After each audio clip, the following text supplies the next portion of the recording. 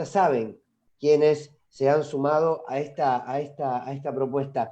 No hace falta que los presente, pero lo voy a hacer de igual manera como para también decirles feliz Día de la Independencia y darles la bienvenida a este encuentro. Primero, yo creo que la manera de presentarlo, primero diciendo nuestra querida Dora. Cuando uno dice nuestra querida Dora, ya sabemos que estamos hablando de Dora Barrancos.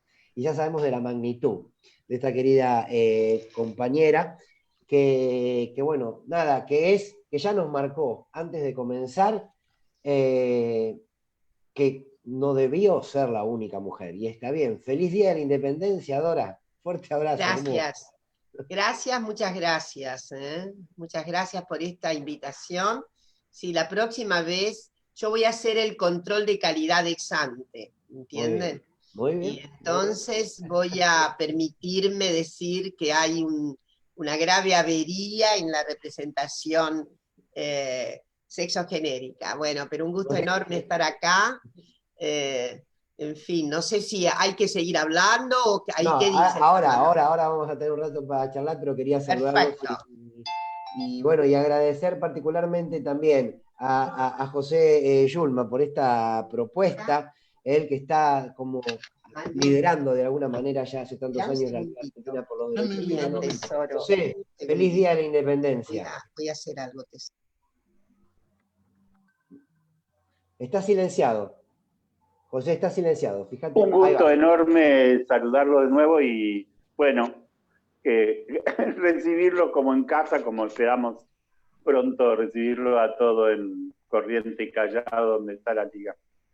Le debemos un vino amado todavía, así que... Sí, ¿no? Bueno, veo que ahí que lo nombraste, no hace falta ninguna presentación, simplemente transmitirle nuestro abrazo y también muy feliz Día de la Independencia, amado querido, ¿cómo estás? Muchas gracias, Fernando, a todas y todos los que están participando de este encuentro. Muy feliz Día de la Independencia y bueno, muy contento de estar compartiendo con todas estas personas este momento. Bueno, y con dos compañeros de la actividad sindical, que particularmente en este contexto, uno de ellos no está en el auto porque lo echaron de la casa y dijeron, bueno, está viviendo en el auto. No, está en una olla popular que están armando precisamente los compañeros de ATE ahí en Cancillería. Dijo, bueno, voy a entrar al auto para que la conexión salga mejor. El Tano Catalano, ¿cómo va? Feliz Día de la Independencia, Tano. Feliz Día de la Independencia. Es el primero que pueda ayudarnos a reflexionar también a un compañero del mundo, a un diputado nacional, pero además un militante, un dirigente sindical de los curtidores que pasó por momentos difíciles estos tiempos a partir del coronavirus, pero que por suerte ya está bien. Así que más que nunca, Walter Correa, más que nunca feliz Día de la Independencia y bienvenido a este encuentro. Bueno, desde ya muy agradecido por la convocatoria, saludar a los compañeros, a las compañeras, a todos aquellos en este día tan especial, en este día de nuestra independencia, poder transmitir en este encuentro nuestras posiciones, nuestros pareceres, nuestros sentimientos y un poco seguir la línea de mi compañero catalano, ¿no? De esto de siempre por delante la cuestión colectiva, la cuestión de nuestro pueblo. Me parece que en estas charlas de independencia aflora esta situación, ¿no? El hecho de una concepción colectiva entre todos y todas. Bueno, decía, a ver si te animás vos a romper el hielo, porque pensaba que cuando hoy hablamos de independencia, habría que reconceptualizarlo, ¿no? ¿Qué entendemos por independencia en este contexto, en este presente, con los actores sociales, con los sujetos sociales que tenemos y con los instrumentos que tenemos?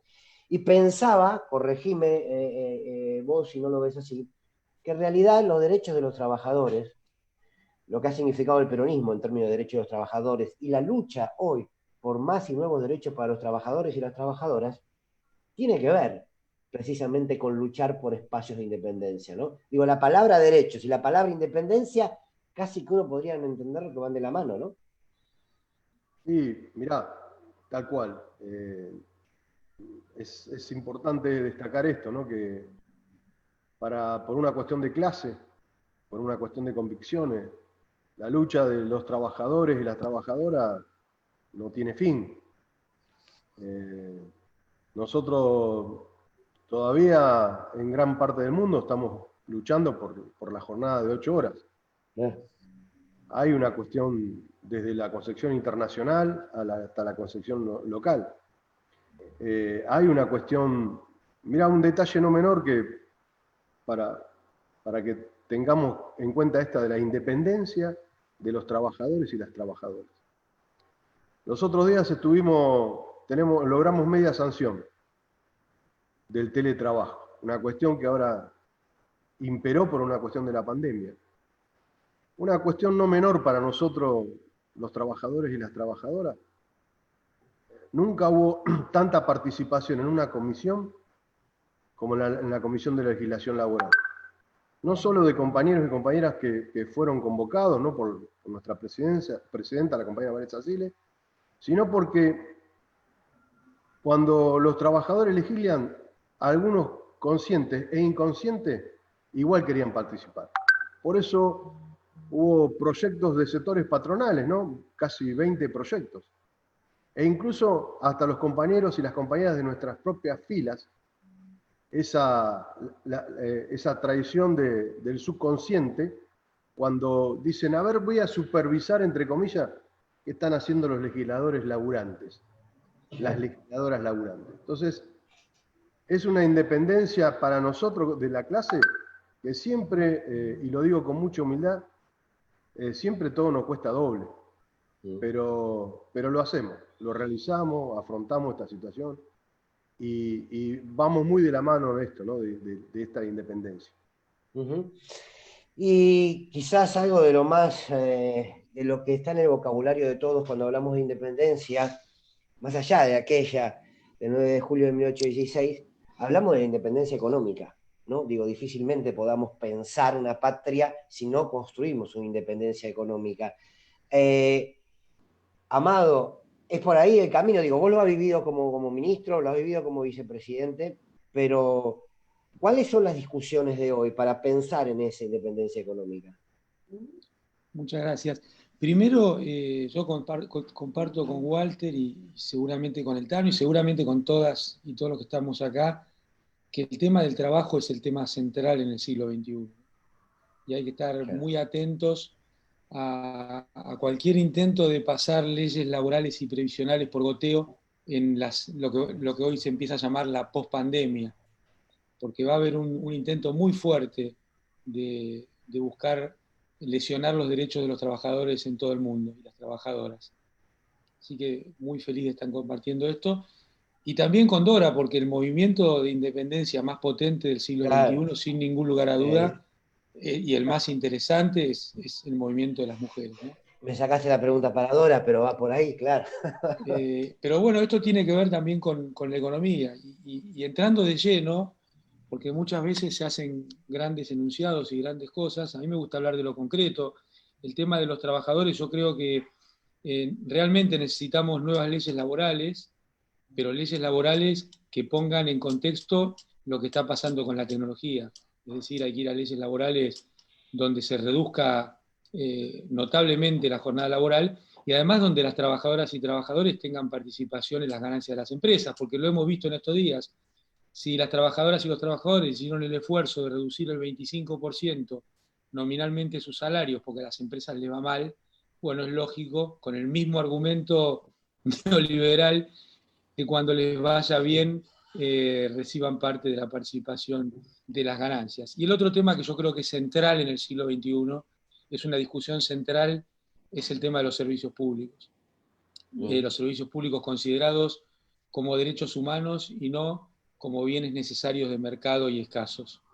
Porque esto hace no solo a la mejor calidad de vida de las mujeres y varones de cada país, sino a la independencia económica.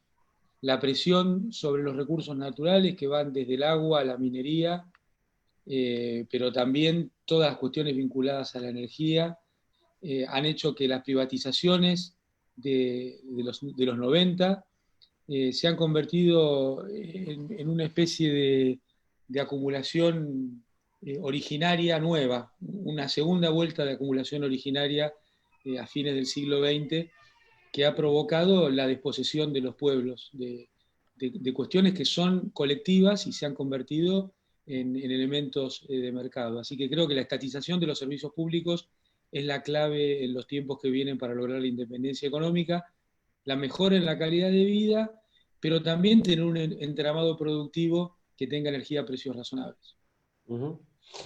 Bien, como una especie de pantallazo antes de meternos más de lleno en los temas, pero recién lo nombrabas, Amado, uno de los procesos, si se quiere, del cual por lo menos nosotros estamos aprendiendo, digo, es el movimiento feminista, sin duda que es uno de los procesos más independentistas que hay. Creo, me animaría a decir, Nora, vos, Dora, me advertirá si va por ahí o no, que tiene que ver además con uno de los movimientos que está dando una batalla cultural, creo que la más profunda, ¿no? Porque da batallas casi en todas las instituciones de la democracia, una batalla por el lenguaje, una batalla por las relaciones laborales, una batalla por las instituciones para que rompan con ese patriarcado, y me parece que sin duda, como decía Amado, es la punta del asa de un proceso independentista dentro de la sociedad, ¿no, Dora? Absolutamente. Bueno, gracias, gracias por esta bella compañía de 9 de julio.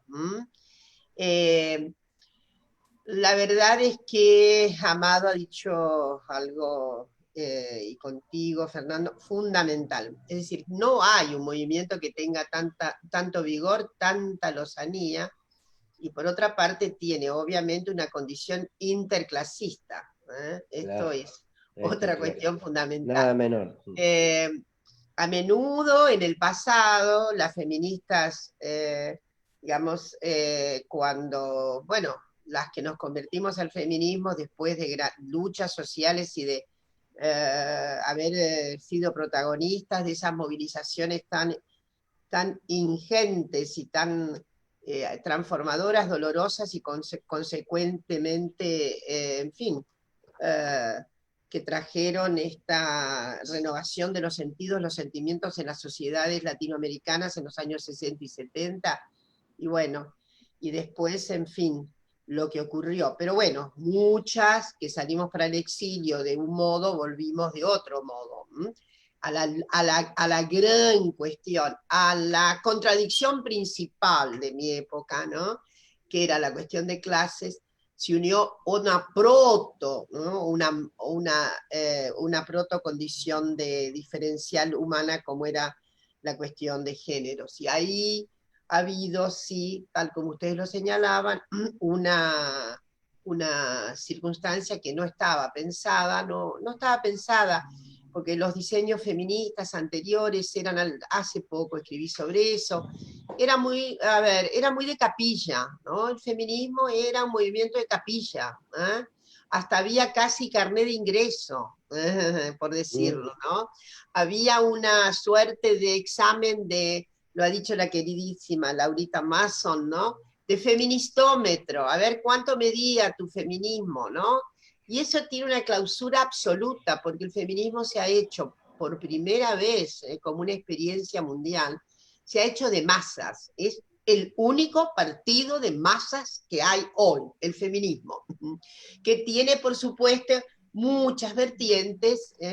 A mí me gusta hablar en plural, porque el feminismo no es uno solo, son muchas posibilidades del feminismo y de todos los colores. Lo que ocurre es que hay, obviamente, un cóncavo común, y hay una enorme cantidad de materias y de cuestiones en las que no hay prácticamente diferencias. En la Argentina hay muy pocas diferencias, voy a dejar alguna de lado porque siempre es muy intrincada, pero en general, y ahora sí, asociando lo que ustedes decían, yo creo que se ha constituido esa masividad en algo también notable, y es que hay una experiencia entre las mujeres de los sectores populares, y se acabó aquella cartografía antigua en donde ciertas mujeres de clase media, etcétera, con una cierta experiencia letrada, mayores, no, hoy felizmente eso no ocurre, y hay algo más también incisivo. Berta Cáceres, ustedes saben que fue esa gran militante de origen, etnia originaria, etcétera, que fue brutalmente asesinada. Y ella hizo también una conversión al feminismo, ¿no? Y ella decía, qué tonta que fui. Nos pasaba a las jóvenes de aquellos años que, bueno, el feminismo parecía un cierto retablo burgués de algunas que querían, bueno, y nosotras éramos más independientes en todo caso, ¿no? Pero bueno, eso es absurdo. Con esto quiero cerrar. Les voy a decir por qué. Porque en sus orígenes el feminismo original es un feminismo apegado a una causa mayor, el abolicionismo, terminar con la esclavitud. Esta es digamos, la marca de origen que tiene sobre todo los feminismos que luego fueron propulsados, sí, a unas u otras derivas. Entonces no debemos olvidar que hay ahí un cauce muy, muy, muy, yo diría inmarcesible, más allá de todos los cambios. El cauce ese que hace que la condición liberada de las mujeres está íncitamente asociada a una propuesta de liberación humana. No puede escapársenos. Nuestros feminismos, más allá de sus singularidades, en América Latina abonan esta cuestión. Abonan la cuestión de que hay toda una estrategia. La lucha no es contra los varones, es contra el sistema patriarcal. Por lo tanto, sí, cada vez más asociamos el patriarcado a las fórmulas más violentas del capitalismo. Claro que es así. Esto está además muy connotado en la presente circunstancia mundial, donde la desigualdad ha mostrado así como una fractura expuesta todo lo que es. Y ahí sí creo que hay una especie de, en fin, de gran solicitud para las grandes movilizaciones. Tiene un trazado de, ¿cómo diré?, de mutualidad en la idea de liberar a la condición humana de los sujetamientos, de las depredaciones, de los envilecimientos. Me parece que ese es el recado que podemos dar. No me puedo arrogar ninguna representación vicaria feminista porque felizmente los feminismos están todos derramados y me parece que nadie puede representar más que a sí misma. Pero bueno, soy una señora vieja que ha encarado estas luchas hace mucho tiempo y creo que fue la gran asignatura que yo me debía. Justiciera básica, pero me faltaba el para mí, ¿no? Y ahora estamos en una entrañable lucha por justicia social y justicia de género que deben ir de la mano. Tano, estaba pensando en que vivimos en la región, se ha vuelto a imponer las políticas neoliberales, un modelo neoliberal. Aquí en la Argentina estamos y deseamos que se comience un proceso que pueda independizarse de ese modelo neoliberal.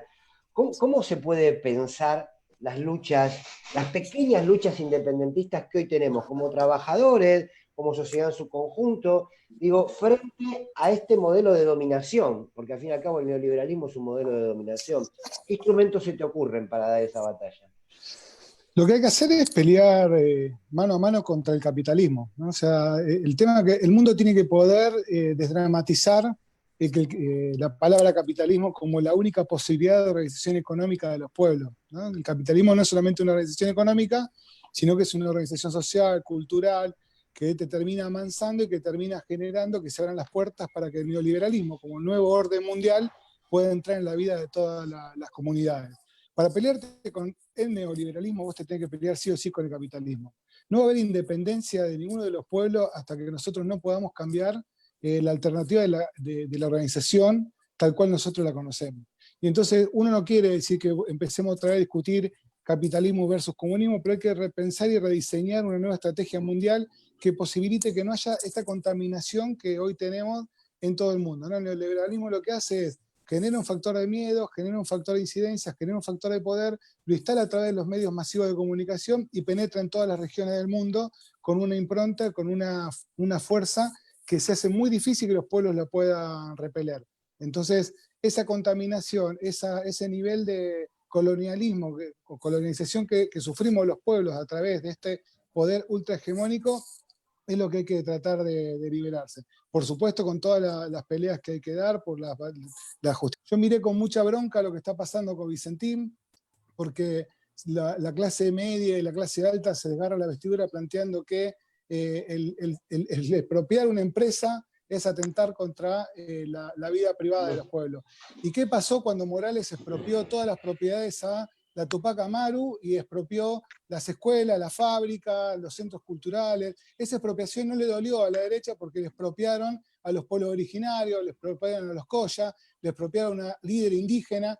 Entonces nosotros tenemos que poder tener en mente, en claro, cuando levantamos las banderas argentinas en base de las libertades, en base de la independencia, en base de la autonomía, que muchos de nosotros lo hacemos con la convicción de que no va a haber independencia y que no va a haber ningún tipo de igualdad hasta que podamos referenciarnos con el otro y la otra tal cual es. Y los sectores dominantes lo que hacen es justamente cuidar su bolsillo, cuidarse lo que han tenido y que lo han tenido en base al saqueo de aquellos que no hemos tenido nada. Entonces, para nosotros la pelea es muy grande, la pelea es muy dura, la pelea es desigual, nosotros somos mucho más que ellos. El tema es que tenemos que convencernos de que nosotros somos mucho más que ellos. Ellos están en una situación de inferioridad numérica absoluta, pero tenemos que poder convencernos. Duele que hoy la derecha salga a la calle en reclamo de, no sé, la libertad, en reclamo de no sé qué cosa. El 9 de julio tiene que ser el día de todos y todas, el 9 de julio tiene que ser el día en donde nosotros tengamos que poder abrazarnos y reencontrarnos con nuestra historia, la historia de la independencia, la primera independencia, en donde hubo también participación de los pueblos originarios, que fueron los firmantes, en lograr el marco de autonomía y de ponerse al servicio de un nuevo proyecto de país y de una nueva patria para poder sacarnos de encima todo el lastre que teníamos de los españoles. Me parece que es un día central, que es un día importante. A mí me emociona estar con Amado, que está privado de la libertad justamente por haber peleado por la autonomía y por haber recuperado para el pueblo lo que era del pueblo, que era el sistema previsional, y que si muchos y muchas de los argentinos y argentinas tienen jubilación fue porque se la jugó, porque Amado se la jugó, porque él entendió lo que era la independencia, porque era parte de un gobierno que peleaba para que nosotros tengamos esa soberanía. Y lo quiero decir públicamente, mi vieja se murió con una jubilación gracias a que hubo un Amado Vudú que tuvo el coraje, la valentía y la determinación de recuperar el sistema previsional para el pueblo. Y eso es una deuda que voy a tener con este hombre toda mi vida, porque mi vieja se murió feliz, siendo parte de un proyecto político, sintiéndose parte de una Argentina que estaba pudiendo romper las cadenas con esos grupos económicos, con ese grupo de dominación. Así que feliz de compartir este panel con todos ustedes. Así que una alegría enorme ser parte de este debate. José, ¿sabés qué pensaba cuando lo escuchaba a Daniel? Que el neoliberalismo nos ha instalado también una doble moral, nos ha instalado, si se quiere, una matriz desde donde se miran no solamente los derechos humanos. Y Dora lo debe saber porque precisamente las mujeres lo han sufrido toda la vida, toda la historia, que hay una matriz de mirada entre el hombre y la mujer que es claro, pero también hay una doble mirada y una doble moral de cómo se construye la sociedad. Quiero decir, parece que algunos tienen legitimado todo y otros nada. Cuando uno en el neoliberalismo, por ejemplo, habla de delito, lo primero que suma como reflexión es, el delito no es delito en este modelo porque se viola una norma. El delito es delito en relación a quien lo comete. Entonces, si un pibe del conurbano que tiene hambre entra a un supermercado y se lleva algo, automáticamente tiene que ir preso y en las 48 horas están todos los medios discutiendo si hay que bajar o no la edad de imputabilidad. Ahora, si un expresidente tiene 55 cuentas sociales en el exterior, sale el ex jefe de gabinete y dice es una habilidad del empresariado argentino. Entonces el delito no importa, la violación de la norma no importa. Lo que importa es quién la viola. De eso habrá que independizarse también, ¿no, José? Claro, yo creo que hay que pensar cuál era el orden social, cultural que había en 1810, 1816. Claramente era un orden colonial, y un orden colonial integral, ¿no? A mí me quedé pensando en lo que dijo Dora, esto de liberar lo humano, y lo humano es universal. Y nosotros en 1816 intentamos sumarnos a un proceso de cambio mundial que se va a manifestar en América con la constitución de las repúblicas, muy temprano. Pero para finales del siglo XIX, ese dominio español que habíamos dejado atrás, ya era un dominio inglés, nítido. Vos ahí, el Tano nombró a Vicentín, ¿no? Yo soy santafesino y estuve en un centro clandestino con los trabajadores de Vicentín. Conozco el norte santafesino mucho.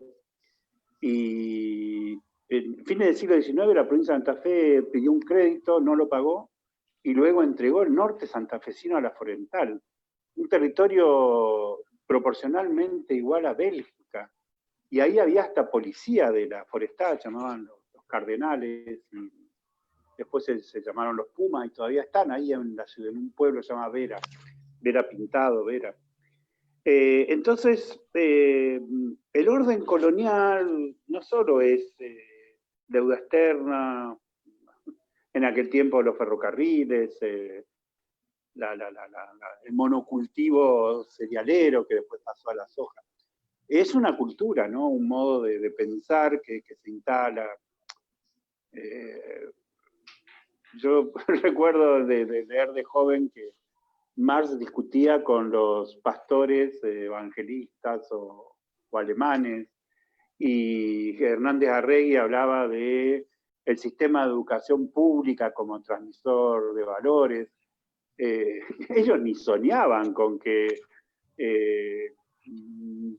no sé, casi el 90% de los adolescentes tengan Facebook, Instagram, TikTok y reciban ideología 24 horas por día. Entonces,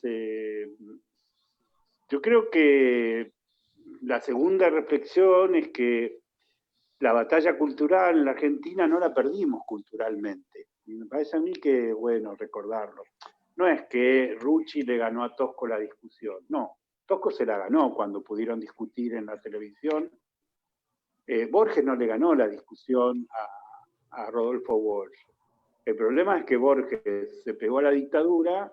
El problema no. Lo real es que Borges fue apañado por la dictadura y a Rodolfo lo mataron en Entre Ríos y San Juan, en la esquina. Y después lo llevaron moribundo a la Escuela Mecánica de la Armada. ¿Por qué digo esto? Porque a veces hay una tentación de pensar los temas culturales en dimensión cultural. Y los temas culturales son en dimensión política, ¿no? ¿Cómo se rompe la correlación de fuerza que siempre está ahí acechando para que no hagamos lo que nos prometimos? Y se rompe con acciones políticas, ¿no? Yo termino. Reflexionemos.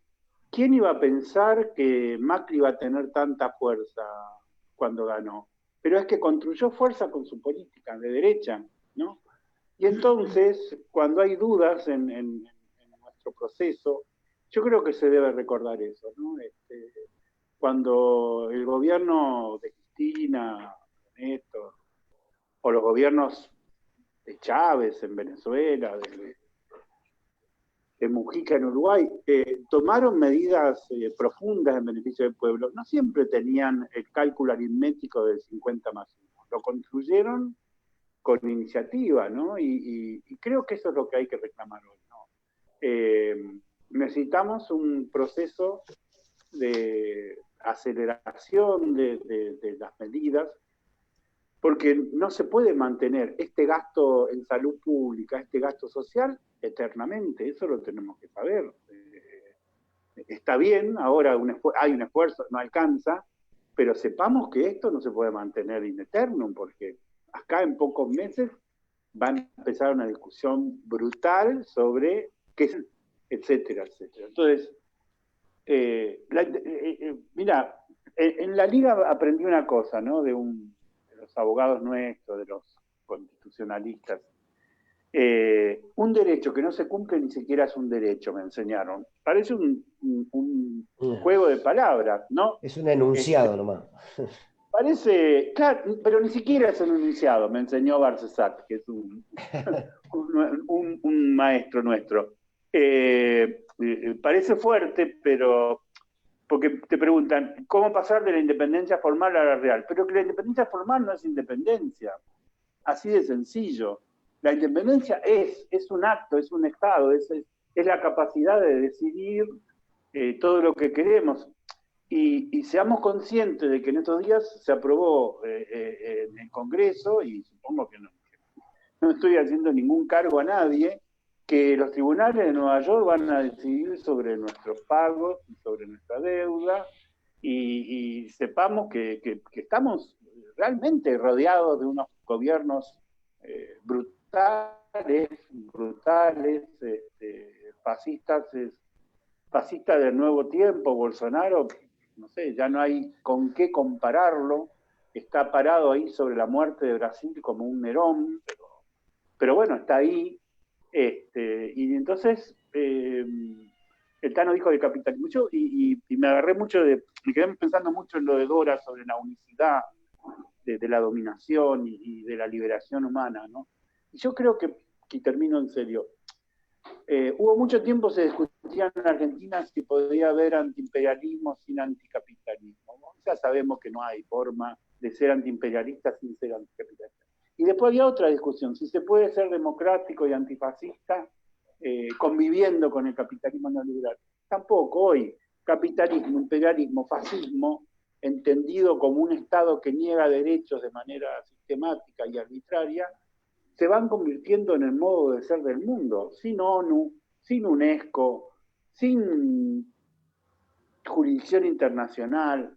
Ese es el mundo que empuja Trump, y no hay que verlo como un tonto, sino como un proyecto. Y yo creo que de este lado tenemos todas, pero si entendemos que democracia, un nuevo orden económico-social, igualdad, derecho humano, independencia absoluta, es una sola cosa, no se la puede discernir, y eso es lo que permite que superemos todas las barreras históricas. ¿Qué importa si alguien fue de la JP y otro de la PED y otro de Montonero y otro de PRT? Hoy estamos en un lugar exactamente único, que es que para sostener un sueño de independencia, o estamos unidos o estamos, no se puede decir, por jodidos. Walter, quería sumar algo.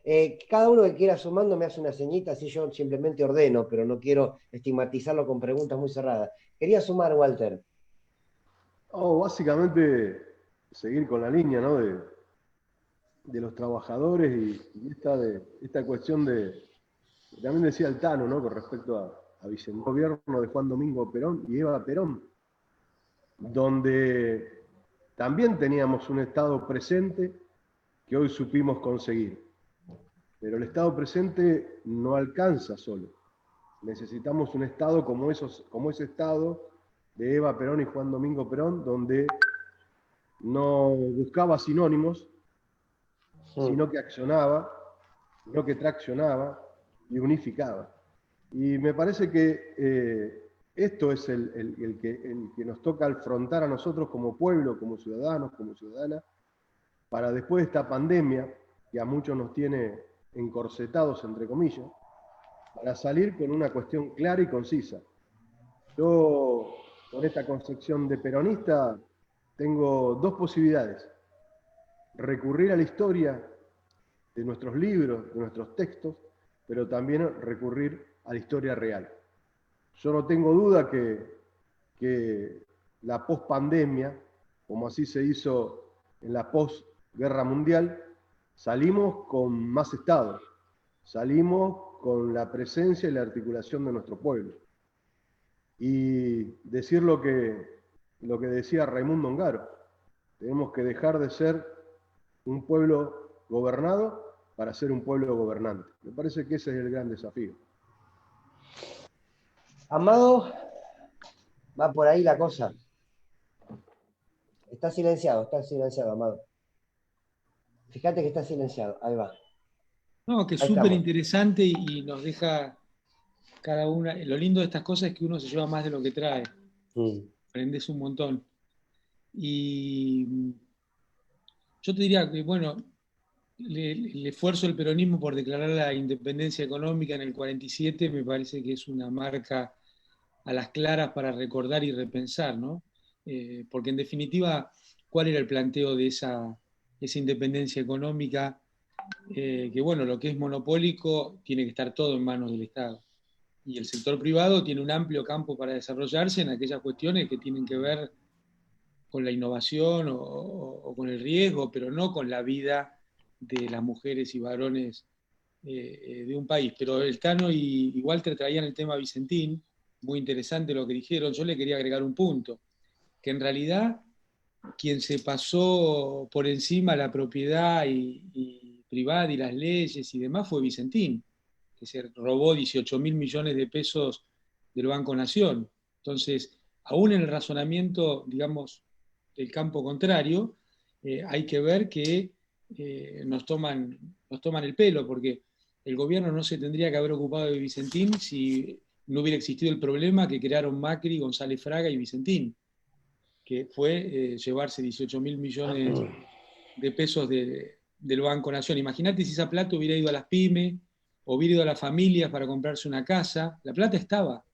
Bueno, el sistema neoliberal decidió dársela a Vicentín y no a las pymes argentinas o a las familias argentinas. Y después otro tema que se tocó, que me parece recontra importante, es el uso del sentido, el mal llamado sentido común, que es el sentido de las clases dominantes impregnando a través de los medios de comunicación y de la educación formal a todas nosotras y nosotros.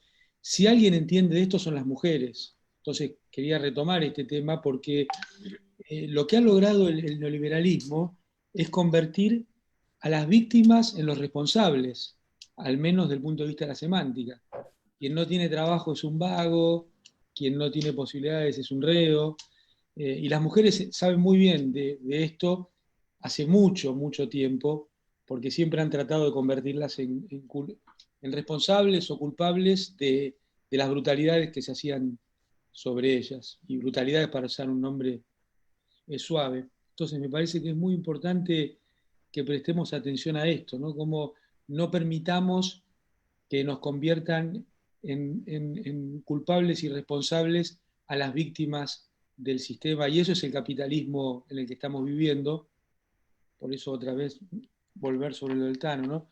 Nosotros vivimos en un capitalismo, en realidad vivimos en la dictadura del capital, porque hay una institucionalidad global y una institucionalidad local en cada uno de los países que cuida más al capital que a las personas. Y esto no salió ni de la naturaleza, ni de Dios, ni de ningún lado. Lo hicieron hombres y mujeres. Entonces tenemos que pelear para revertir esa legislación, ese sentido común en forma conjunta, porque es una dictadura del capital que es patriarcal y es depredadora a la vez de nuestro medio ambiente. Dora. Sí, primero quiero sumarme al homenaje que Daniel le hizo a Amado, ¿no? Amado está en una circunstancia que evidentemente, pero ganó la historia, así Amado de fácil, ¿no? Hay gente que no va a ganar la historia, lo cual es, yo digo, había un viejo profesor mío de filosofía que viejo era muy joven en la época, ¿no? Y que sé que felizmente vive y que hizo una gran carrera en París, que él decía siempre algo con el que yo también hice íntima convicción y generalmente a veces me desbordo en algunas circunstancias y lo digo. No nos olvidemos, hay una justicia inmanente. En fin, es la justicia que tiene toda otra épica, otra moral, que engarza en fin, esa hay que superar ¿cómo diré? La muy liviana consideración y muy poco existencial en su densidad acerca de los exitosos momentáneos, ¿no? Entonces, los exitosos momentáneos en realidad son de alta puerilidad. En fin, finalmente, digo, la historiografía, aún en sus, digamos, manifestaciones pendulares, la historiografía, como todas las disciplinas, tiene una alta dosis de subjetividad, faltaba más, ¿no? También la química tiene subjetividad. Y ni les digo la biología. Pero lo que quería considerar era que efectivamente para Amado hay un tránsito histórico, mientras que para sus depredadores habrá juicio histórico, ¿no? En fin, lo que les quería decir es que, y acá hay gente que sabe mucho de esto, porque está muy entrañada en economía, y que en realidad las formas neoliberales tuvieron una urgencia, para mi gusto, post estado de bienestar y demás, pero me parece que con la gran crisis del petróleo. La gran crisis del petróleo fue de una desmesura, y volvió, digo, de una desmesura, y eso sí hizo unas consideraciones que le permitieron una otra consolidación del capitalismo, que como ustedes saben, es increíblemente no pensada en su... El hecho de que hoy, en vez de producir mercaderías, la valorización la hace la propia metalización, es absurda, es una enajenación de la enajenación, ¿no?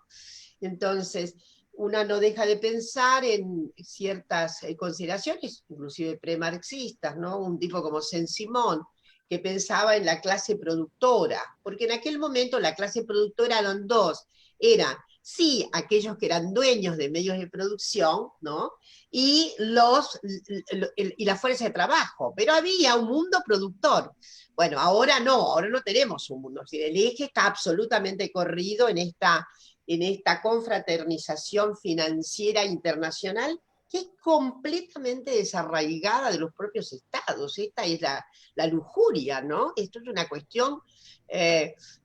Saskian, esta enorme colega norteamericana, hace unos análisis impresionantes acerca de cómo hay inclusive una absoluta desnacionalización, por ejemplo, en algunas circunstancias, como ella tiene el ejemplo de Londres, en unas, no recuerdo cuántas cuadras que son, en el centro de Londres, cuyos propietarios, ninguno es inglés, ninguno de esos propietarios es inglés, ¿no? Entonces, un poco para que veamos, y en algunos ni se sabe, porque son tránsitos.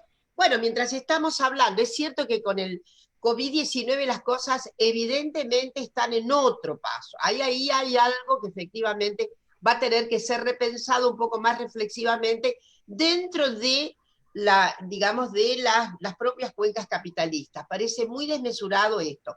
Yo creo que va a haber, por otra parte, digo, el neoliberalismo fue inventado en un momento determinado. De ahí hay un salto cuántico a otro. Las fórmulas neoliberales, no se puede decir que Trump es neoliberal. Eso no es neoliberal, eso es usos y costumbres. Es Trump, ¿no? A ver, Bolsonaro es un señor fascista que tiene un elemento compulsivo respecto de la libertad de mercado, y el resto nada que ver. En fin, alguna vez, pero no me va a dar el tiempo, porque además me dedico a otras cosas y no me va a dar toda la ingeniería que hace falta para eso, hay que desarrollar lo que serían las características tipológicas de los neoliberalismos, pues son diferentes, son diferentes. Entrañan determinadas cuestiones, pero en América Latina, miren, hay cosas que son muy particulares de América Latina. Bueno, y el último modelillo nuestro, que implosiona por fuerza de los mismos actores, es escandaloso. En fin, esa desmesura agonística de la codicia y del... que lo lleva a una autoinclusión, es así una dialéctica casi perfecta, perdón, suspendo las dialécticas, pero eso es impresionante. Un neoliberalismo con el nuestro, con una ineficacia tan gruesa, en fin, es toda una cuestión para pensar. Pero nada, sugiero que yo creo, y con esto cierro porque me gusta mucho hablar, quiero decirles que para mí viene una retomada, viene un pacto de retomada. Yo no estoy tan segura de que el capitalismo tenga una autointención, porque lo dije en un texto que escribí hace poco, tantas veces lo mataron y tantas veces es una ingeniería de alta resucitación, ¿no?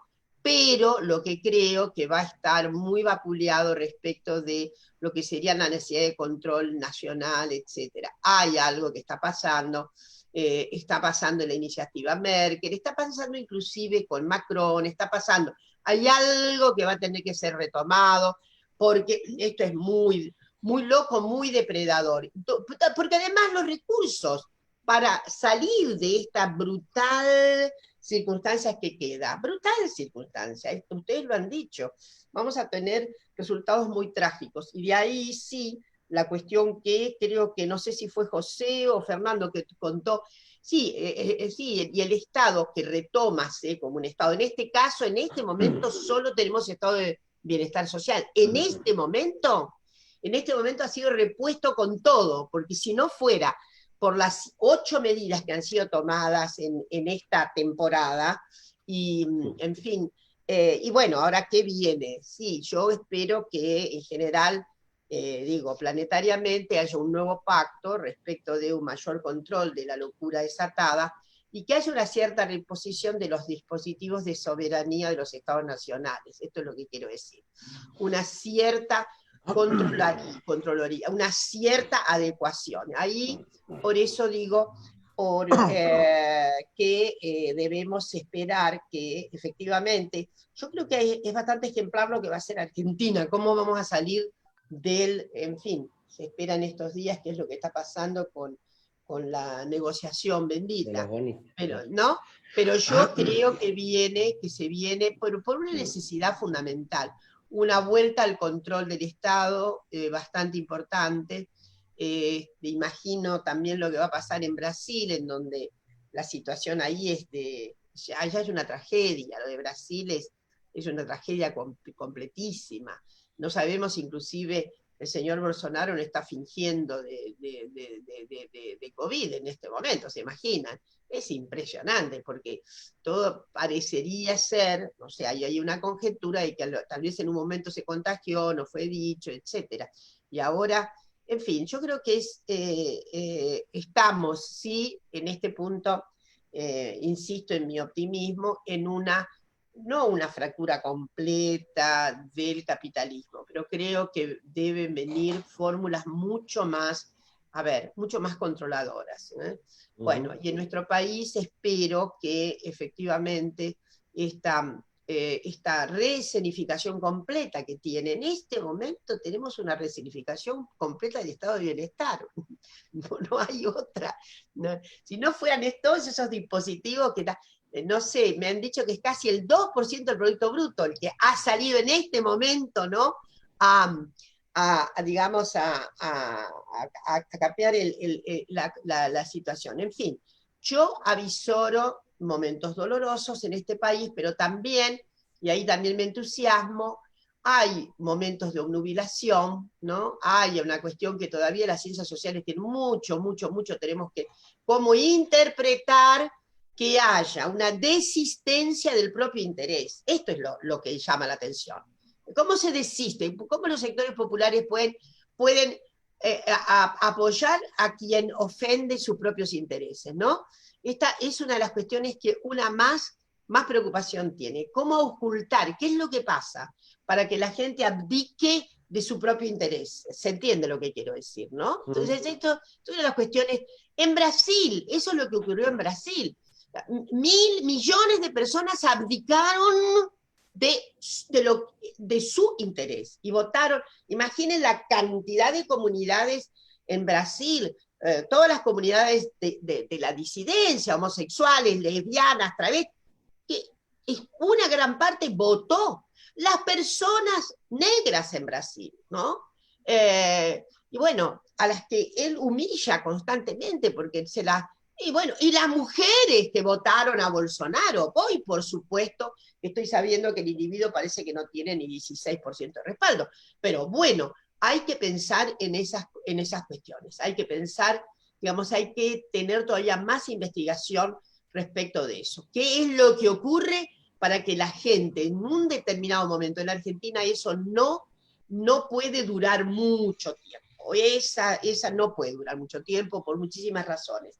Pero esto de cómo se resigna la autonomía, cómo se resigna y se actúa electoralmente con algo parecido a lo que de manera magistral pintó Lavoisier, eso de servidumbre voluntaria, que es yo diría que es una conmoción en términos de la libertad humana, ¿no? Es decir, ir a votar contra las fuentes que contrarían su interés, con las fuentes que contrarían su interés. Esto me parece que es, en fin, y sobre todo porque en esta Argentina hay una cierta persistencia de estas modalidades a derechas que tenemos. En fin, esperemos de cualquier modo que la situación de Brasil, en fin, se supere y bueno, y que la nuestra más podamos salir de esta desventura, de este atajo que era impensado, con una recuperación, sí, en grado de sistematicidad de un auténtico estado de bienestar.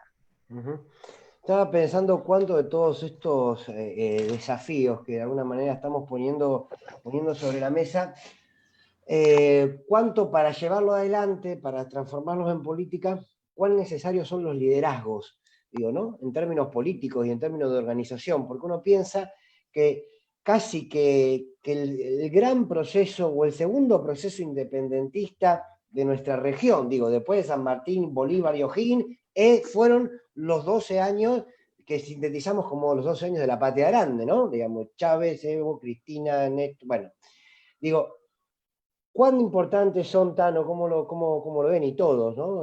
José, ¿cuán importantes son los liderazgos? Porque uno mira hoy la región y dice, bueno, por supuesto está Cristina, por supuesto está Lula, cada uno en una coyuntura distinta a cuando eran gobierno. ¿Cuántos son necesarios y cuántos se está construyendo y pensando en ese sentido de los liderazgos? Qué pregunta con mala intención que me hiciste. No, porque... Esos son amigos. No, Sí. pero porque no, pero... Para eso lo trajimos a Fernando, para eso. A ver, a mí me parece que, por lo menos en mi experiencia y por lo que es formación, hubo líderes y líderes, ¿no? Creo que, sin desmerecer el rol que tiene Alberto, Cristina tiene un liderazgo absoluto sobre una parte de la población que no se delegó todavía sobre la figura presidencial. Y que ese liderazgo además es internacional. Hay una posición física, cultural, me parece que hay un sello que es el nuevo sujeto político que tiene Argentina y muchos lugares del mundo, que es reconocer al kirchnerismo como esa nueva base militante con un proyecto político que te puede abrazar y que puede generar condiciones de vida digna. Tema que, bueno, ese liderazgo hoy está intacto, pero no se trasladó hacia la figura presidencial, que está hoy siendo atacada por la derecha, y hay una reconfiguración de todo lo que sucede en el país en base a que tenemos una estructura que es un frente político, en donde convivimos con algunos compañeros que hoy tienen cargos legislativos y que tienen cargos en el Ejecutivo, que no festejaban el 9, ¿no? Festejaban el 4, iban a la embajada y comían canapé en la embajada y recibían órdenes de la embajada, y nos aplicaron durante muchos años de resistencia popular en un proyecto revolucionario como el de Néstor y Cristina, las políticas de la embajada, y fueron cómplices de ese ámbito. Hoy somos un frente político, se está reconfigurando todo el escenario, tienen que surgir nuevos liderazgos, tienen que ir surgiendo nuevas posibilidades de ir organizándose a través de un liderazgo quizás no individual, sino un liderazgo colectivo, en el marco de poder entender la necesidad de una reestructuración del mundo tal cual uno la conoce y lo conoce, y sobre todo porque quienes tuvimos la posibilidad de crecer viendo a Néstor en funciones, ¿no? Con un Chávez, con un Evo, con un Lula, ¿no? Pucha, esos eran liderazgos que nos ponían la piel de gallina, que te invitaban a soñar. La movilización en Mar del Plata, el no al ALCA, el sacar a Bush de la Argentina. Tenemos historia como para poder sacarnos las pulgas de encima en materia de lo que fue una construcción colectiva en base al liderazgo, de la fortaleza de la que venimos. Ojalá Alberto sea parte de ese liderazgo que necesita el pueblo, ojalá pueda en este frente político marcar un rumbo para que se puedan ordenar todos los patitos, porque hay muchos que salen corriendo atrás de la tapa de Clarín y se acomodan rápido para tratar de ser complacientes, ¿no? Y nosotros la verdad que queremos mucha firmeza, necesitamos mucha firmeza, necesitamos que esa mayoría de la que hablábamos tenga la posibilidad de sentirse parte de un proyecto colectivo. hoy es 9 de julio, las fechas patrias nosotros las empezamos a disfrutar con un gobierno popular y no puede ser que porque haya pasado un gobierno gorila nosotros no podamos tenerlas, son nuestras fechas. Nosotros tenemos que estar orgullosos del 9 de julio, del 25 de mayo, no le tenemos que regalar eso a la derecha, y no se lo tenemos que regalar centralmente porque nosotros para independizarnos en esas fechas peleamos contra ellos, porque ellos siempre fueron los representantes de los gobiernos que nos vinieron a colonizar. No hay que olvidarse que Mauricio Macri le pidió disculpas al rey por lo mal que se habrá sentido cuando nosotros estuvimos peleando por sacarnos justamente las cadenas que nos imponían. Entonces me parece que es ese valor. Para mí, el liderazgo de, bueno, acá atrás está Néstor y Cristina en este contexto. Y bueno, al servicio de un proyecto político, hoy no al servicio de lo que nos quieren decir que es un proyecto político. El kirchnerismo vive, está latente y somos parte y producto de eso. A mí me encanta escuchar a los compañeros de la CGT porque todo el tiempo pueden poner en valor el 1 de mayo, pueden poner en valor Huerta Grande, La Falda, tienen dirigentes históricos como Raimundo Ungaro que han marcado una diferencia abismal en el movimiento obrero y que han tenido actitudes revolucionarias para la época en la que les tocó conducir los destinos de la CGT de los argentinos. Y nosotros todo eso es nuestro capital, todo eso es en nosotros, todo eso es lo que tenemos en valor y todo eso es lo que hay que hacer que nuestras generaciones se impregnen y que las pongan adelante. Sin bajar la bandera de Néstor, de Cristina, de las madres de Plaza de Mayo, de nuestros presos políticos, me parece que hay mucho para seguir peleando, para que en Argentina haya igualdad, para que en Argentina haya independencia, para que en Argentina tengamos autonomía, para que en Argentina haya soberanía, hay que también pelear para que haya democracia en el sistema judicial.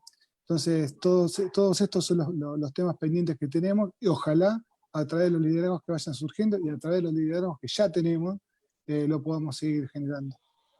¿Cómo se nota que es hincha argentino, no? Salió jugando, viste, se quejó, pero salió jugando tranquilo por el medio. José, ¿vos cómo la ves, José? Sí, cayó todo. Me quedé pensando, me aparecieron dos fotos, ¿no? Una, el 9 de julio de 2017, ¿se escucha? ¿Todo bien? Sí, sí, perfecto, sí. Sí. No, me aparecieron dos recuerdos. El 9 de julio de 2017 hicimos todos un enorme acto por el 9 de julio en la 9 de julio.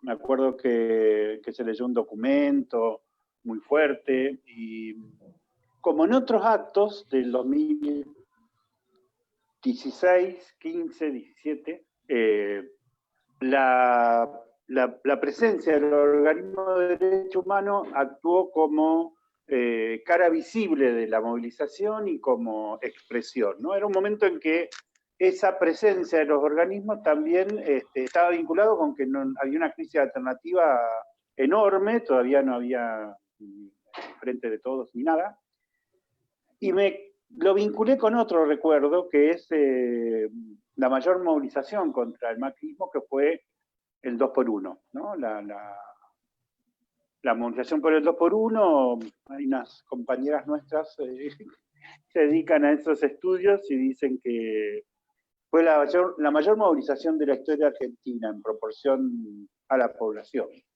mayor incluso que las que se hicieron contra el indulto en los 90. Y lo que quiero decir es que esas movilizaciones se hicieron con un liderazgo ético y moral.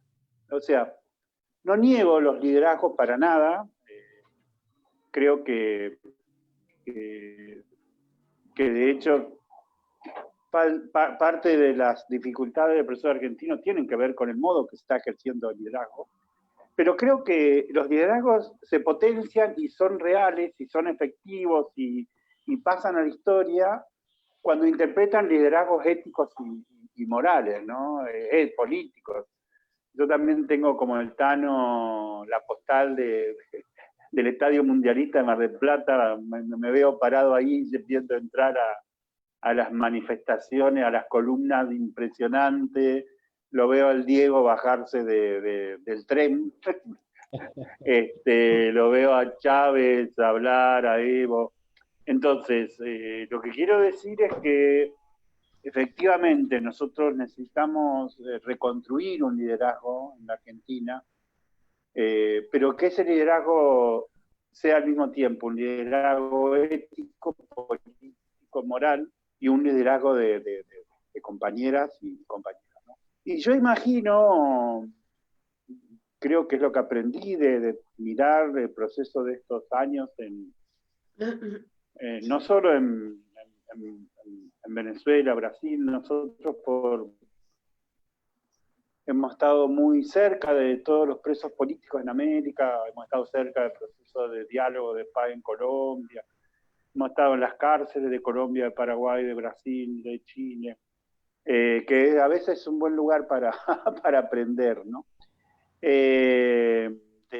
Creo que hay algo que dijo Daniel que estoy totalmente de acuerdo. Nosotros, el siglo XXI, esa década, fue el mayor esfuerzo por la segunda independencia desde la colonia, ¿no? Y tenemos que pensar mucho más qué hicimos bien y qué nos faltó, ¿no?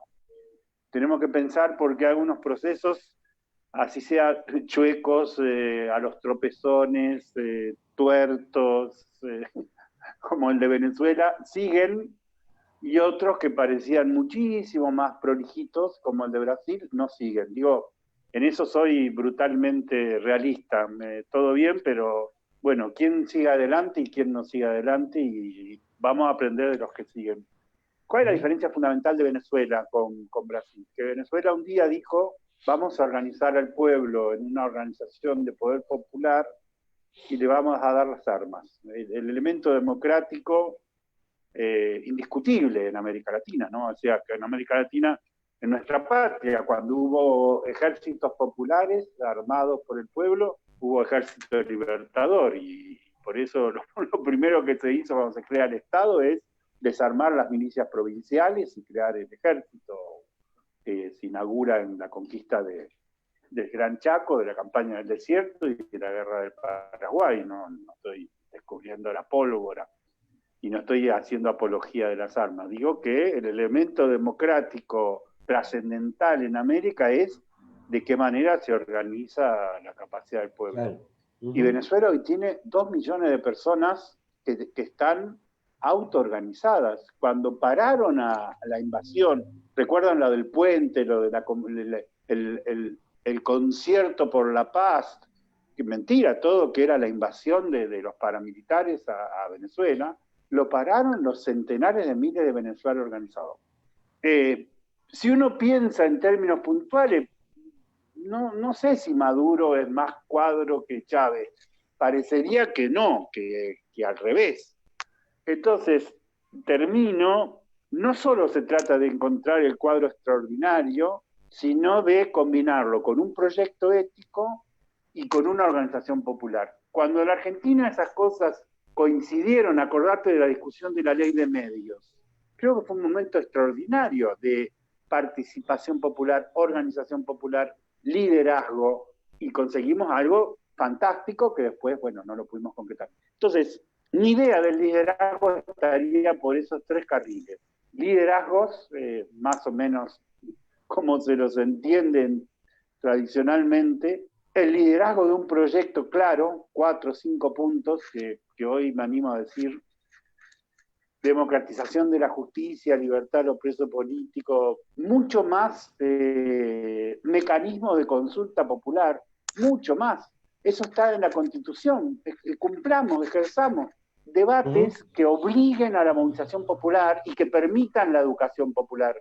Si no, ¿cómo rompemos esto que dice Dora? ¿No? Hay que pensarlo en acciones. Y mucha organización popular que la hay. En todo caso, creo que un debate que se debe al movimiento popular es algo, bueno, que lo hemos dicho en las 2 tradiciones, desde todos siempre hemos dicho, solo el pueblo salvará al pueblo, o los trabajadores se autoliberarán. Digo, es una concepción única que tenemos, que la aprendimos de chiquito y que creo que es lo mejor que aprendimos. El pueblo es el que tiene que jugar el papel principal. Walter. Sí, yo quería hacer un pequeño aporte con respecto a esto para no esquivar este tema, ¿no? Que me parece para mí tan importante. En principio, decir que hemos ganado con un frente electoral y ahora somos un gobierno de coalición. Yo no tengo duda de que somos hoy un gobierno de coalición. Y también entiendo de que el gobierno, el Estado, a muchos compañeros y compañeras le otorga un marco legal. Muchos compañeros y compañeras que por ahí no estuvieron en las manifestaciones, no estuvieron con nosotros estos 4 años de resistencia, una resistencia a la ofensiva, por el gran grado de conciencia colectiva que hay en los trabajadores, las trabajadoras, los ciudadanos y las ciudadanas, te otorga un marco legal. Pero también hay una realidad, que esos compañeros y esos compañeros que hoy están dentro del gobierno de coalición tienen un marco legal porque son parte del gobierno. Pero hay algo que tenemos nosotros, y muchos de los que están del otro lado de las pantallas, y yo no tengo ninguna duda de lo que estamos acá hoy en este encuentro, de que tenemos legitimidad. Tenemos legitimidad para con nuestro pueblo, tenemos legitimidad para con nuestros compañeros y nuestras compañeras. Y cuando hablamos de esto que decía Altanito, de cómo generamos una construcción colectiva y un accionar colectivo, y bueno, son los compañeros y las compañeras que tienen la legitimidad, que van a llevar adelante este nuevo camino post-pandemia. Raimundo definía también Raimundo hablaba de los compañeros del camino y los compañeros del destino.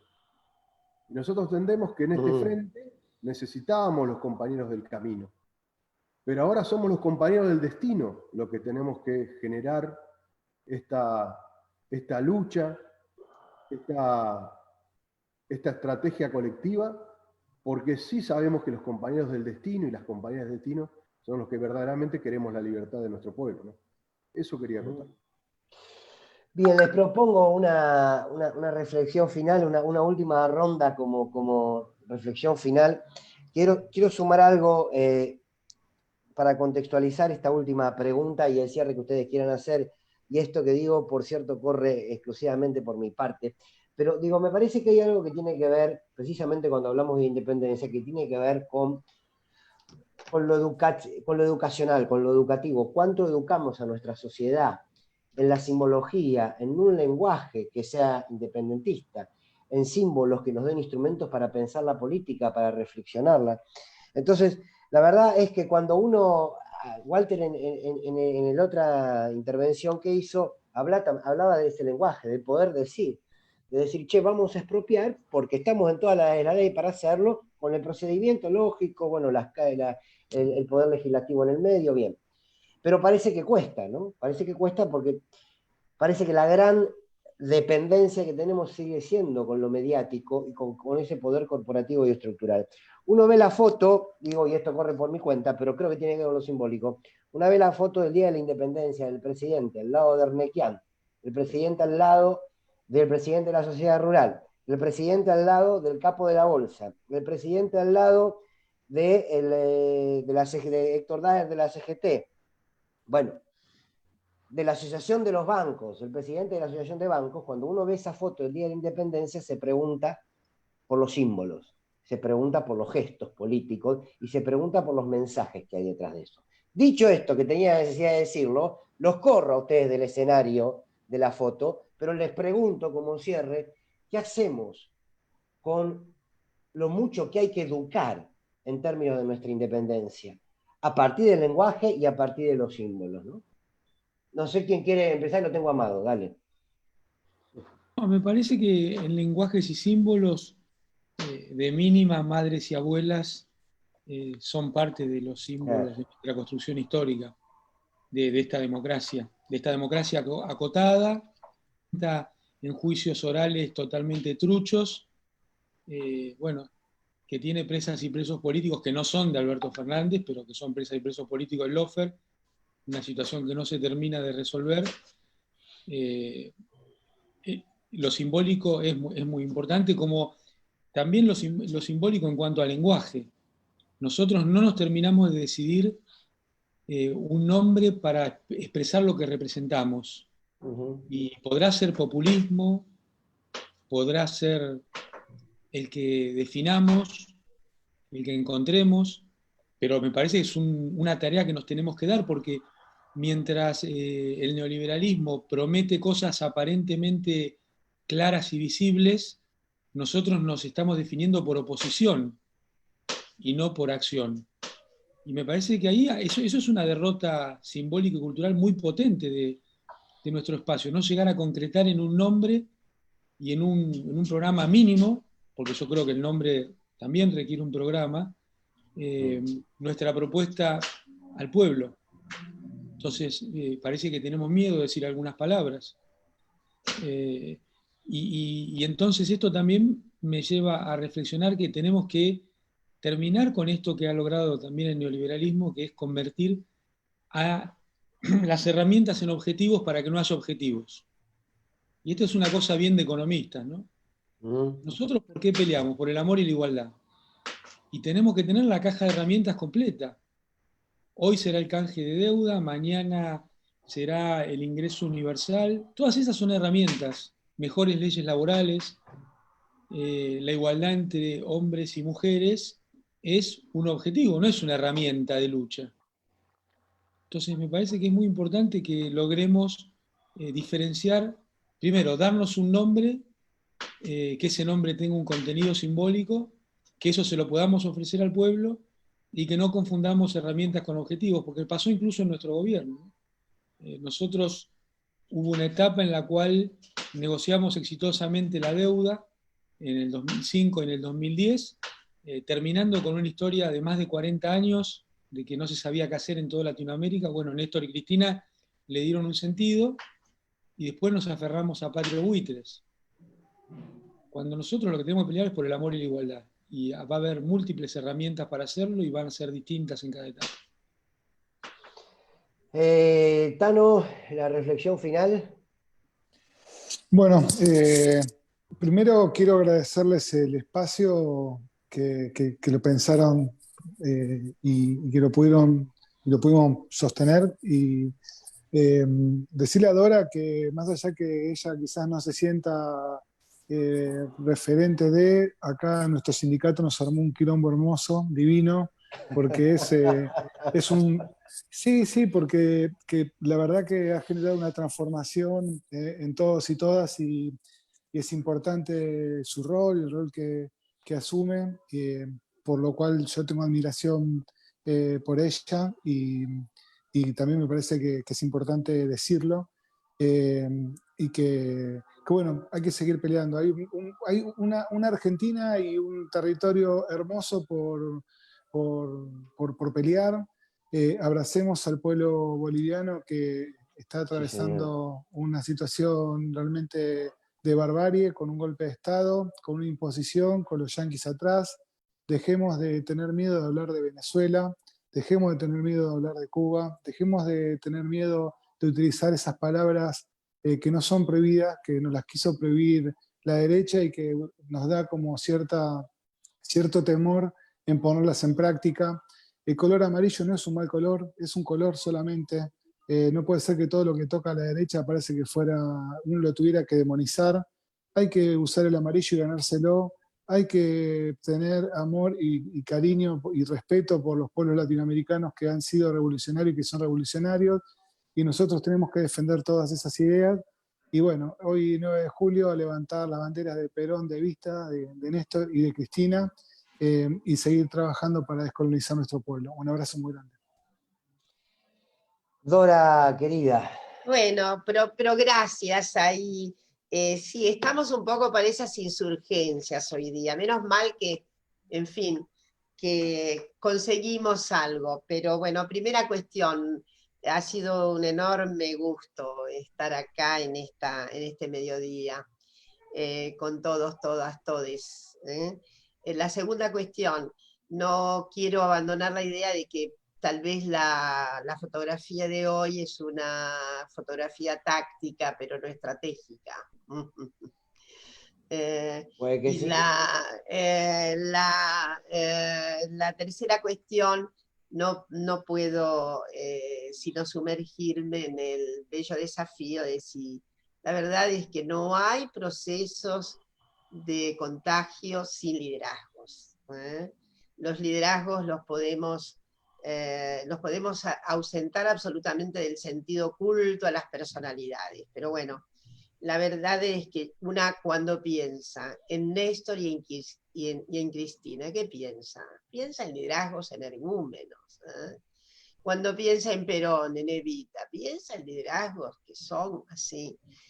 Yo y sé que hay compañeros del PC y demás que siempre se contó esta anécdota respecto de Menche y bolcheviques en la Rusia cuando ya estaba organizándose definitivamente la cuestión, y hay un grupo de campesinos, bueno, Lenin ya era Lenin, en fin, y entonces a un grupo de campesinos parece que alguien le interroga y le digo, ¿ustedes son mencheviques o bolcheviques? Y entonces los campesinos se miran unos a otros y dicen, perdón, el camarada Lenin, ¿qué es? Entonces, obviamente, somos todos bolcheviques.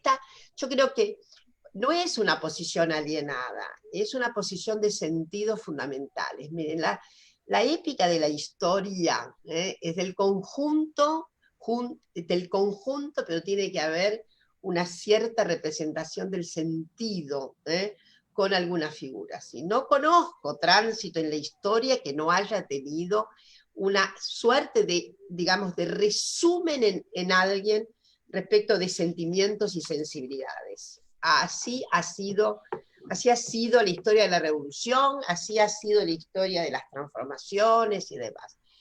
Obviamente, después no vamos a considerar los líderes a la derecha, no quiero argumentar en ese sentido, pero bueno, entonces decir que sí, que necesitamos liderazgos, necesitamos que haya resúmenes vigorosos. La vida sindical, ¿qué es la vida sindical sin fuerte liderazgo? ¿No? Además esto también es algo que el liberalismo en su mejor página, el liberalismo tiene una página trágica, brutal, y tiene una página inicial en donde, bueno, uno no puede desentenderse de que el plan idea de los clásicos.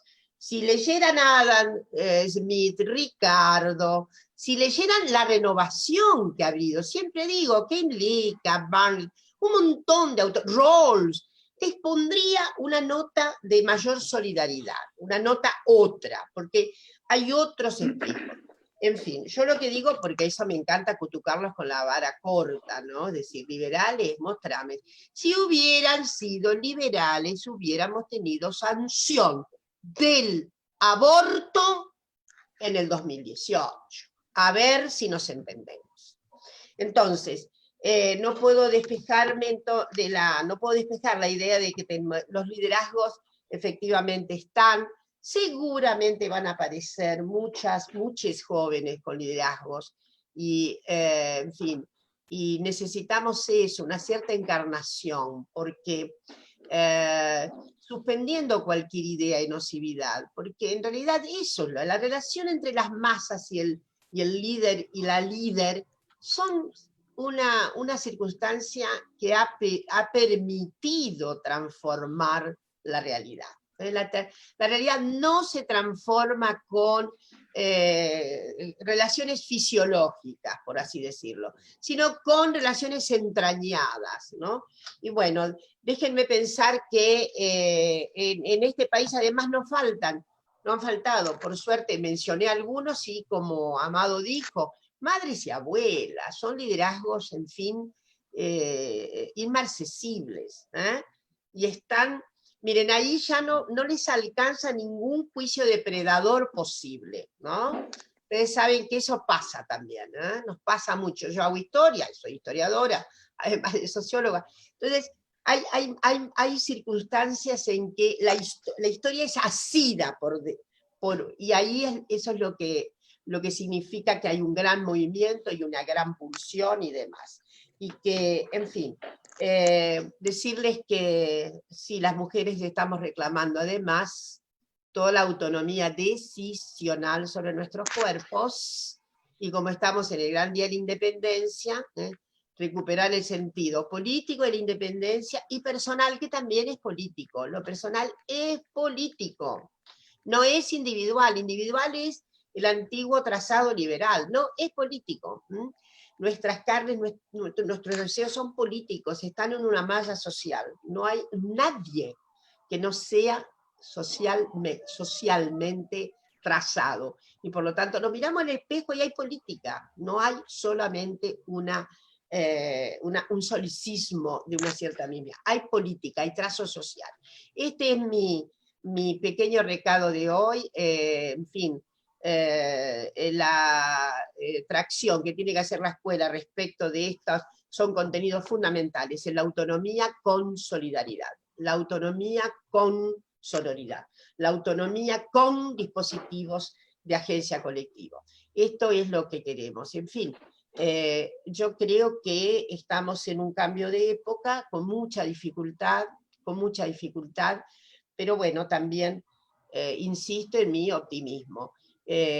Sí, vamos a vencer todos esos obstáculos y ojalá dentro de breve tiempo no tengamos ninguna presa, ningún preso político en este país. Esta es mi apuesta. Gran abrazo a Amado especialmente y a Milagro. Milagro, que es además la rediviva, combatiente, heredera de las grandes luchas por la independencia. Bueno, Gracias, un abrazo Hola. grande. Gracias, abrazo. Walter, ¿tu reflexión final? En principio, bueno, agradecer la convocatoria, la participación, sentirme muy a gusto con compañeros y compañeras. Lo de Amado es una satisfacción verlo, sentirlo, abrazarlo a la distancia. Y en este Día de Independencia, destacar para mí uno de los grandes compañeros de nuestra historia, que es Güemes. Güemes, mientras se realizaba esa independencia, ese llamado de San Martín y Belgrano, Güemes peleaba, Güemes luchaba. Y no solamente Güemes luchaba por la independencia, sino que luchaba por la igualdad. Güemes fue el primero que realizó un estatuto para el peón. Fue aquel que transitó el nexo entre Bolívar, San Martín y Belgrano. Y la verdad que fue uno de los pocos generales nuestros que murió en batalla, que fue traicionado por la oligarquía. Y yo no tengo ninguna duda, y para ir cerrando, que así como Güemes no fue muy vistoso, logró y luchó por la igualdad y la independencia, estos compañeros que estamos hoy aquí en este panel, también tenemos un poquitito de Güemes, un pedacito de Güemes, que logramos que hoy nuevamente tengamos un gobierno nacional y popular. Así que yo les agradezco muchísimo y los quiero mucho. Estoy muy a gusto y la verdad que me siento muy feliz en compartir este momento con ustedes y con aquellos compañeros y compañeras que están del otro lado de la pantalla y en este día tan especial para nosotros y más en esta situación de salud que estamos padeciendo y viviendo y luchando nuestro pueblo como un desafío más. Muchas gracias. A vos, Walter. José, tu reflexión final. Bueno, lo primero es agradecerles enormemente a todos. La verdad que para un organismo de derechos humanos como nosotros, recibirlos, bueno, compartir este debate es como una medalla, como un regalo enorme que valoramos mucho, ¿no? Y decirles que una de las cosas que aprendí en los días que nos tocó meternos con el caso de Santiago Maldonado y conocer un poco a las comunidades en el sur y la historia de Rafael Nahuel, ahí aprendí que la identidad uno la puede autoconstruir, ¿no? Que en realidad es un proceso de autoconstrucción y de decidir quiénes somos, ¿no? Y creo que, bueno, nosotros tenemos muy claro desde el logo de la liga, que tiene el símbolo de la independencia, y asumirnos como herederos de esa larga tradición, esa que Moreno había dicho que no la ahogarían ni siquiera tirando al mar, ni con las aguas del mar. Y nosotros sí nos ubicamos en esa secuencia histórica que arranca con los pueblos originarios resistiendo, con Belgrano, con San Martín, con Monteagudo, con Moreno, con Güemes, con Artigas, con todos los que querían la independencia verdadera. Ese grito de San Martín en la orden de combate, para mí es lo más hermoso de esos años, ¿no? Seamos libres, lo demás no importa nada, y se larga al combate, ¿no? Y después siguieron todo el siglo XX, los 30.000 compañeros que están acá. La Argentina es el único país donde los desaparecidos son una fuerza política, y cada vez que los ignoran, los sufren, ¿no? Y cada uno de ellos, ¿no? Yo sueño con que la fuerza nueva que se necesita en la Argentina, cuando surja, tenga como bandera la foto de los 30.000 de cada uno, porque será que tendrá todos los colores, como de verdad hemos sido. Ninguno de nosotros es químicamente puro, y aprendemos. Yo nada, creo que hoy aprendimos un montón, por lo menos nosotros, y estamos dispuestos a seguir aprendiendo juntos. Así que les agradezco mucho, y a vos que pudiste hacer de esto algo más o menos ameno. Gracias, Fernando. No, un placer, gracias a todos y a todas. Nada, cerrar, agradecerles también la posibilidad de compartir este ratito con ustedes, y decirles en lo personal a cada uno, a cada una, que sin duda, si tenemos que elegir una palabra que sintetice, una de las tantas palabras que sintetizan la independencia y la lucha por la independencia, es el coraje, la palabra coraje. Y creo que cada uno de ustedes y cada una sintetizan eso a lo largo de su militancia, a lo largo de su actividad, hombres y mujeres con coraje. Entonces ahí puede uno abrazar la esperanza de ese proceso independentista. Les mando un fuerte abrazo, Walter, Dora, Amado, José, Daniel, y por supuesto, como siempre, libertad a los presos y a las presas políticas, y aparición con vida de Facundo Castro, ¿sí? Lo estamos buscando, está trabajando bien ahí Axel en provincia, pero es nuevamente, hay un desaparecido en este momento en democracia, y hay que seguir peleando por su aparición. Feliz Día de la Independencia, queridos compañeros y compañeras. Nos vemos pronto.